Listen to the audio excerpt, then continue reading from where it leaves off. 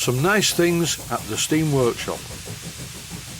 A visit on the 30th of June 2023 to pick up a saddle tank for the Sweet William project, and creating a video showing some amazing steam engines, including my large Showman's engine, which is now for sale via the Steam Workshop website.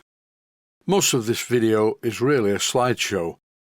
The subject that I'm videoing is so interesting it seems pointless moving the camera. Here's my large Showman's engine, neatly tucked in between quite a lot of other engines. Everywhere you look in the Steam Workshop there is something interesting. And I'm sure a lot of viewers know what this is in the background. It's a big boy. In 5-inch gauge, quite an impressive model. Just about everywhere in the Steam Workshop are parts of locomotives. Here's one that looks a little bit unfinished. I can't help but notice how many traction engines are currently at the Steam Workshop. And here is a simplex, a very popular design, and behind this simplex is another simplex, a very popular design. Under the bench is something quite interesting. It looks like a Great Western Railway boiler. But I may be wrong, I never was a very good train spotter. I think these traction engine wheels are from a 6-inch scale Tasker traction engine. And here's the other bit of it in pieces. On the day I went to the Steam Workshop, Simon was out in Manchester somewhere, but John and Dave and Billy were there. I don't know what happened to everybody else, but it was a Friday, maybe they finish early. The sheer volume of stock is difficult to take in. Just look at this lot. And as you look what's on the shelving, there are many examples of very strange steam locomotives. John was working on this locomotive, and it's really well made. I think this is one of John's own locomotives.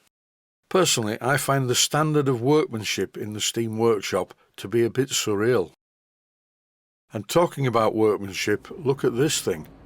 I don't know how anyone can make an item like this. It is so far above and beyond my skill level. It's called an undertype engine. It's a compound. And this really is a museum quality glass case model. To put a fire in this would be sacrilege. Simon was telling me that it does, however, run on compressed air. The quality of workmanship is stunning. And while on the subject of good workmanship, this is the passenger truck for my Showman's engine, which was built for me by Bob Brocklehurst, who is the owner of Pugneys Light Railway in Wakefield. Here's what I really came to pick up.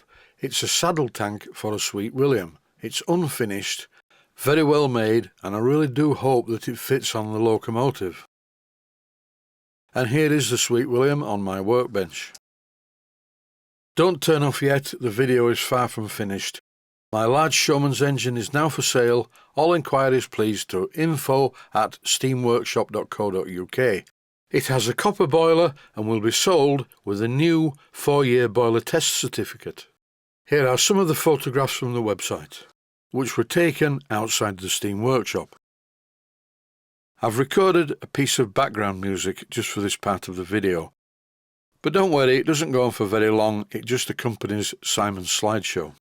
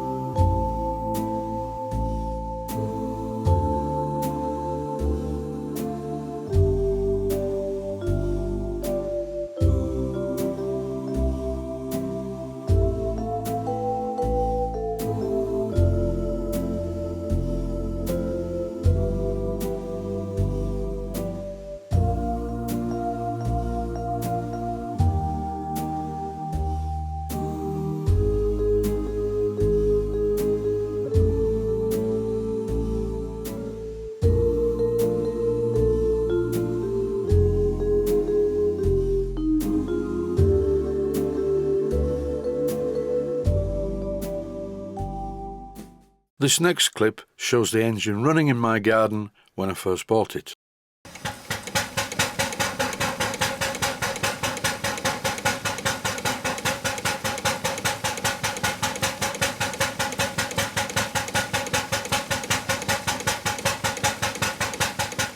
And here is an excerpt from a video I made when I was going to sell it a couple of years ago. Why am I selling such a beautiful item? Well, it's quite simple. I'm not getting any younger. I'm 70 in January and I do have 1 or 2 health problems. In this clip I'm oiling the motion through the hatches at the top of the engine, which makes the job a lot simpler. When I bought this engine, I looked at 1 or 2 other ones, and the reason I settled on this one was because it was simple. And for those viewers who watch my videos frequently, you will know that I like simple things, quite unlike some of my past girlfriends. Simple is beautiful. It isn't a compound, it's a single-cylinder engine, so my logic said that's less to repair if it goes wrong. But thankfully it hasn't gone wrong, and it runs very well. This engine is taxed and insured to run on the road, and I did run it on the road once, which really didn't do my back very much good. In my younger days I was a musician and I used to carry heavy equipment about most of the time, and over the years that has taken its toll a bit. Now I've done all the work on this traction engine, it's looking good. I named the engine Margaret after my late mother, but the nameplates are easily removed and I never got round to fitting one at the front anyway. I've just put an LED work light in the bunker because it is surprisingly dark under the canopy. The thing at the left hand side in this image is one of the wing mirrors. I fitted one at each side and made it so they could be turned inwards for protection and appearance. Here's a shot from underneath looking up at the canopy, and you can see clearly how well it's made. It's not painted, it's just varnished on the inside.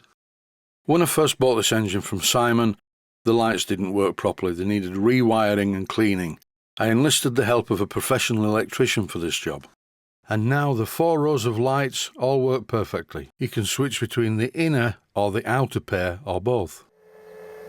The noise you can hear is the electric blower that's included with the engine, and it's sat in the chimney to cause a draft to stop the fire blowing back through the fire hole door.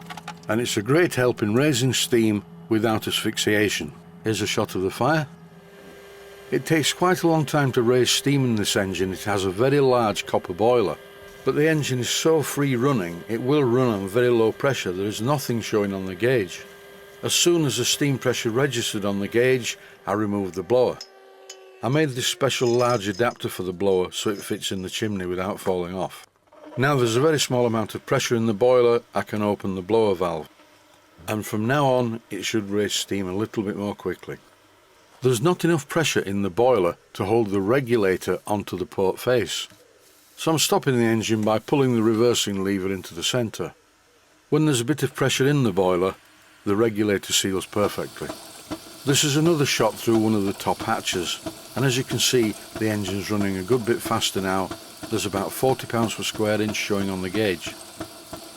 After a while the pressure started to build properly and I had to turn down the blower, and you can see the first wisp of steam coming out of one of the safety valve vents. The working pressure of this engine is 110 pounds per square inch. I asked my friend Rob to open the regulator a bit more. At the moment the engine's running in reverse. It generates electricity in reverse and runs on the road in forward. Time to try the steam whistle and steam siren.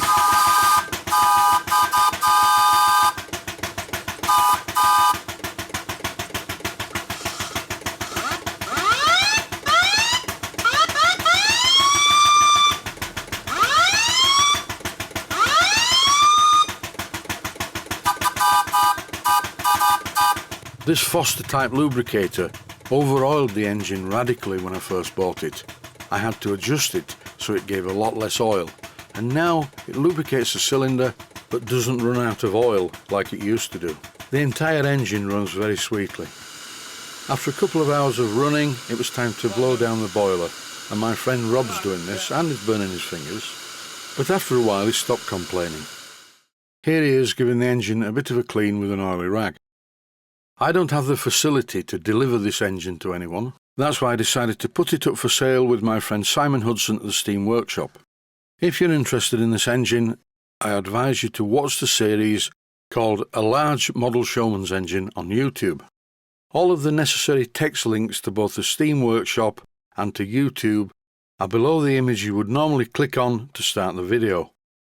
One more thing to mention, the sign writing is proper sign writing, it's not vinyl. It was done by a real professional in York. And that's it. Stay safe, stay healthy, thanks for watching, and I hope you found it interesting. Please take the time to visit my main Steam Models website and click on the section of the website that says Video Playlists. And by doing that, you can find other videos that you may like to watch.